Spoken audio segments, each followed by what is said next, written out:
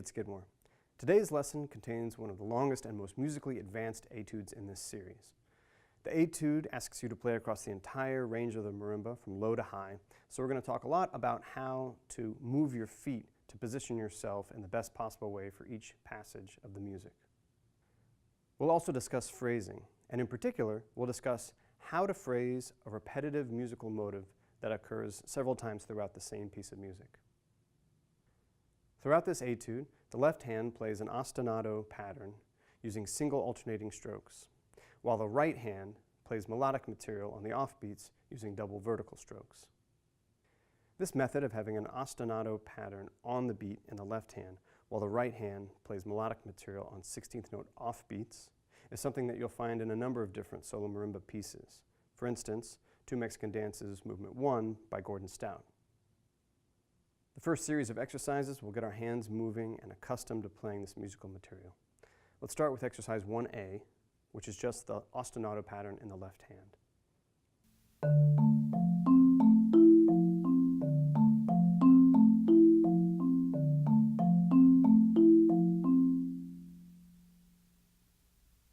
Next, in exercise 1B, we'll play the first of each repetitive note in the right hand melodic figure.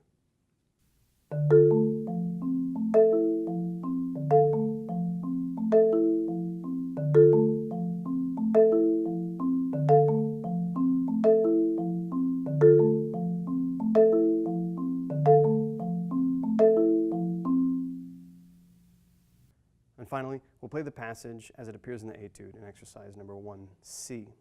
Those repetitive notes in the right hand should be treated like a sustained long tone.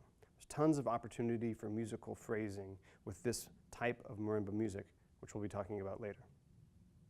For now, make sure that your hands are relaxed and that you've got a proper balance between the hands, with the left hand ostinato figure being just a bit quieter than the right hand melodic material.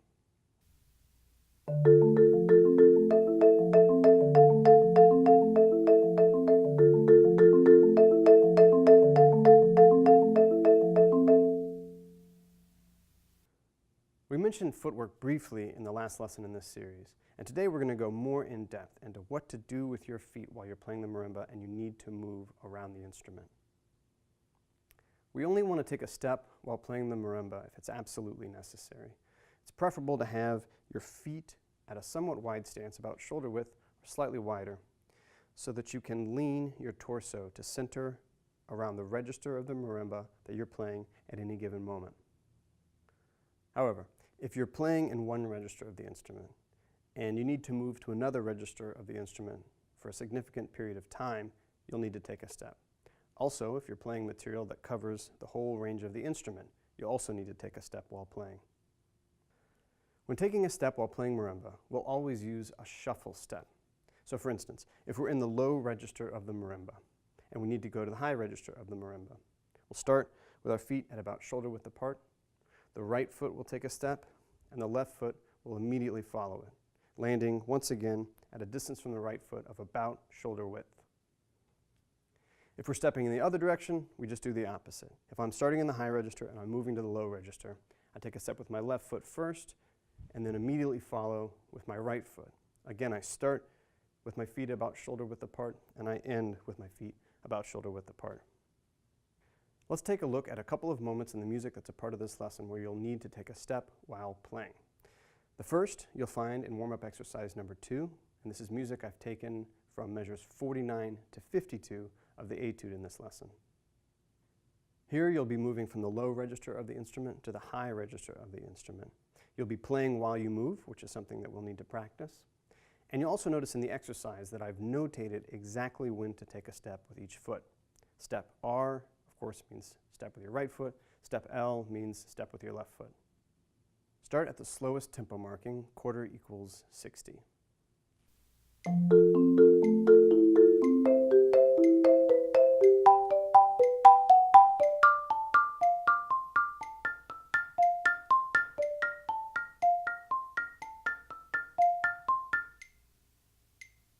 As you can see, in order to get my body from my starting position to an ideal playing position in the highest register of the marimba, I have to take a pretty big step. And this means that while I'm taking that step, some of the notes that I'm playing end up with my body in a less than ideal position. So for instance, the notes that are in the second half of measure 49 in the Etude, which is the exact same as the second half of the first measure of warm-up exercise number 2. My body's going to be a little bit too far to the right to be 100% comfortable playing those notes. However, it's better to be just a little bit uncomfortable for those couple of notes than it is to be uncomfortable for an entire passage in the highest register, which is what would happen if I didn't take a big enough step. Let's take a look at that one more time.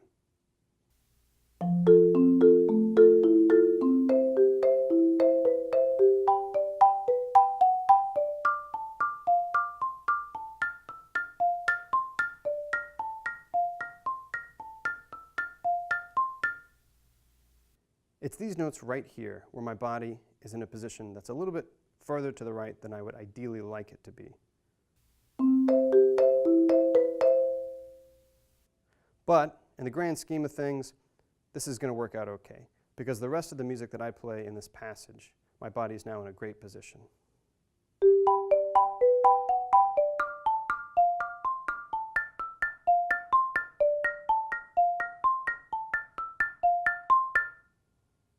Let's take a look at another moment in this lesson where you'll need to take a step while playing. Look at warm-up exercise number 3. The music here is taken from the last 2 measures of the Etude. As you can see, in this passage, I have to cover basically the entire register of the marimba. Once again, let's start with our metronome at the slowest indicated tempo marking, and be sure to take a step where I've indicated to in the exercise.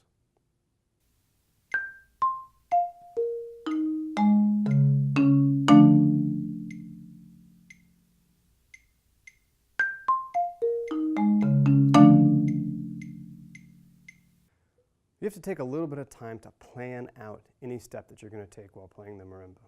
If you'll do this when you're just learning the notes, when things are nice and slow, and you're still getting a feel for the whole piece of music, then it'll become second nature to you. You won't have to think about it while you're performing. And you don't want to have to think about it while you're performing. You're going to have plenty of other things to think about without having to worry about what your feet are doing. So be specific as you're planning out these moves around the marimba.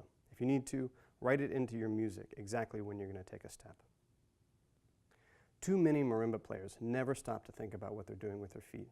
But if you take just a few minutes to plan out whatever steps you need to take while playing, you'll have a much easier time playing accurately and musically. The last thing we're going to talk about today is phrasing repetitive musical motives in a piece of music. Repetition is a really important part of music. Repeating a passage in a piece of music gives a listener a chance to become familiar with that piece of music while they're listening to it. But as we all know, if there's too much repetition in a piece of music, it can start to become boring. Some of the best musicians are the ones that can find a way to take a repetitive passage and change it just enough to keep it fresh and interesting for the listener. And a lot of composers rely on you, the performer, to do this through your interpretation of the music on the page. The phrasing exercises featured in this lesson give you several different ways to think about playing a couple of the repetitive musical passages in the Etude. Become familiar with all of the ways that I'm suggesting for you to phrase them, and come up with a couple of your own as well. You can think about phrasing this music with subtle dynamic variations or perhaps a little bit of vibrato. Become comfortable with several different ways of phrasing these repetitive musical passages. And when you're learning the Etude, plan out specifically how you're going to phrase these passages each time they repeat. But as you become more comfortable, you may find that you're actually able to make some of these decisions about phrasing in real time while you're performing. This is one of the most exciting things about playing live music.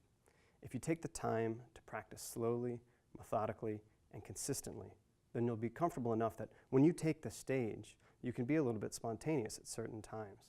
And you may even come up with some really special, spontaneous musical moments that surprise both you and the listener. Thanks for watching.